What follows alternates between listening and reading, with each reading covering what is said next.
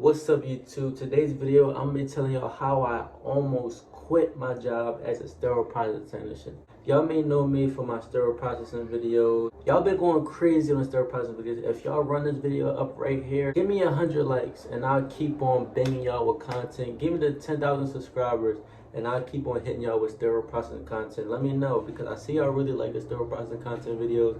I've been pushing away from it because I've been unmotivated, but if y'all go crazy on this video, I will be giving y'all some content on sterile processing. Okay, so my site is different from any other sterile processing site. Now, I don't work in a hospital. Like sterile processing, you can work in a hospital or off-site. The difference between an off-site and a hospital is in a hospital you deal with patients, you're dealing with the doctors, the surgeons, the nurses, gotta bring the items to the rooms, like calls. You gotta do a lot of stuff in the hospital, but at my facility, I deal with the instrumentation. That's strictly instrumentation, just putting the sets together, cleaning them, whatever, and we ship it off to the hospitals. So the hospitals send their decontaminated stuff to us, and then we send it back, But basically, it's been hard for me because, all right, you gotta think about it like this, right? The reason why I almost quit or think about quitting, I'm not gonna quit because quit is a strong word, demotivated or whatever, but to use the instruments on the patient and to get bloody and to get dirty, the blood gets stuck in the instruments, all different type of places, right?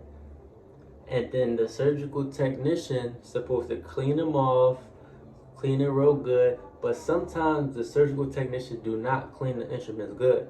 So by the time they get to our facility, we have to deal with that, cleaning it more, and that what leads it to slow assembly time because now the set might be rusty. It might have to get sent back to decon because it wasn't cleaned right when they came back from the facility.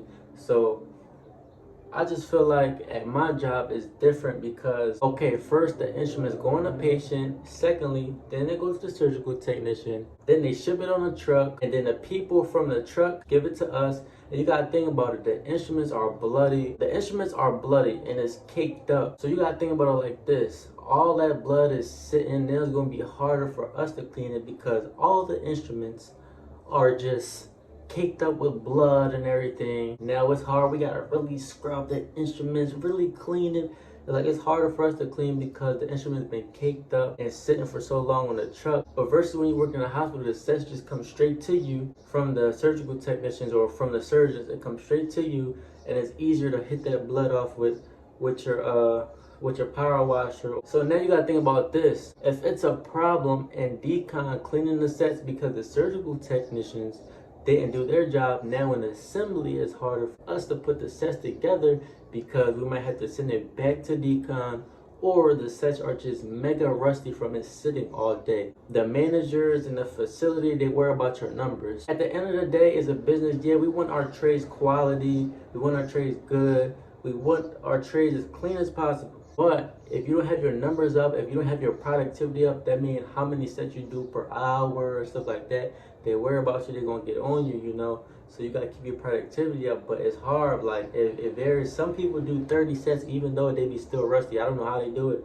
Like, and then not only you gotta check for rust, you gotta test them out. You gotta make sure each instrument is in order. You gotta make sure all the instruments are there. If you don't have instruments in your tray, you gotta go find the instruments. So it's a lot of things that like slows up your time, and then the manager or whoever checking the productivity may come to you like, hey, why are you not doing, what's going on, why are you taking so slow? But my set is rusty. It's rusty. So it kind of makes you mad, like, damn, like, you're not good enough, sometimes. But being a surgical technician is a good job. They pay good, there's a lot of opportunity, but that's something little, You just gotta have a good eye. If you work in a hospital, it's like, yeah, your set's gonna be like real, like cleaner and more quality for you to put it together. But when you're working in the offsite, it's a little harder. It's a lot harder, and you gotta really, you gotta really clean. You gotta have a good eye because if it's rust on your set, they could ding you for the rust.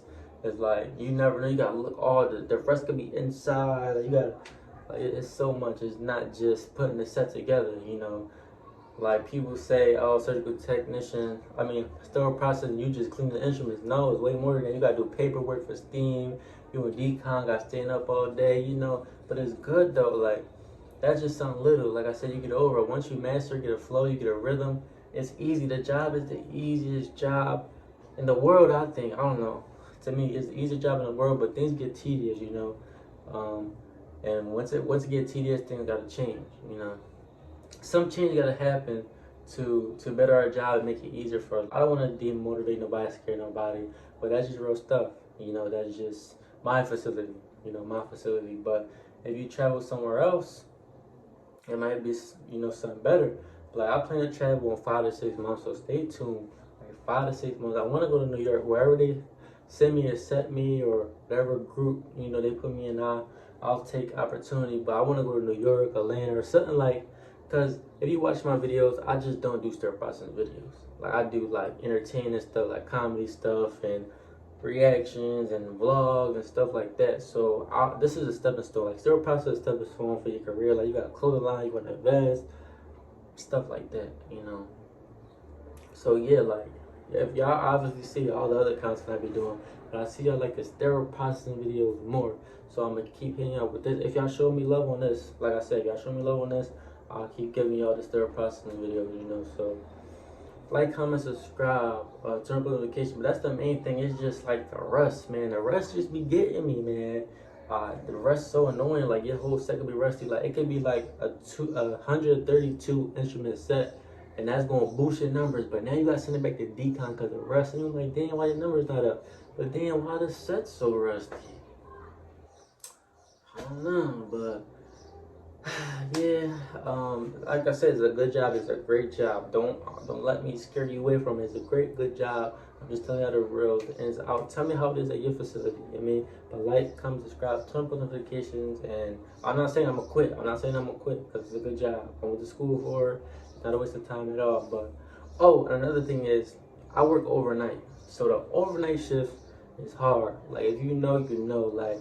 You gotta have a good work-life balance schedule, because like people calling you in the morning to do stuff because they think you wasn't working last night. It's just work balance is very important working overnight, because no matter how much sleep you get, you still gonna be tired overnight. It's just like a mind games with the sun and the light. Like I don't know, like when you going home, you might fall asleep driving home because you working overnight. So the overnight really take a toll on me sometimes. I ain't gonna lie. Like just the other day, like 2 days ago, probably almost fell asleep.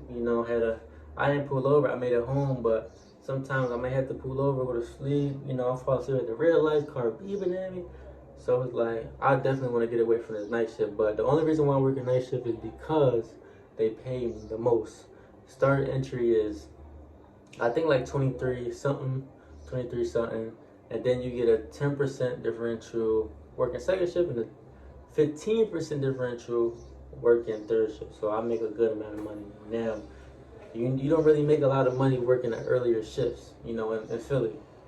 But yeah, so if you go somewhere else, you might make money. But like, comment, subscribe, turn on notifications. And that's the video. Give me the 10K subscribers. Like I said, if y'all want more videos, I gotta show love on this video. Alright, that's it.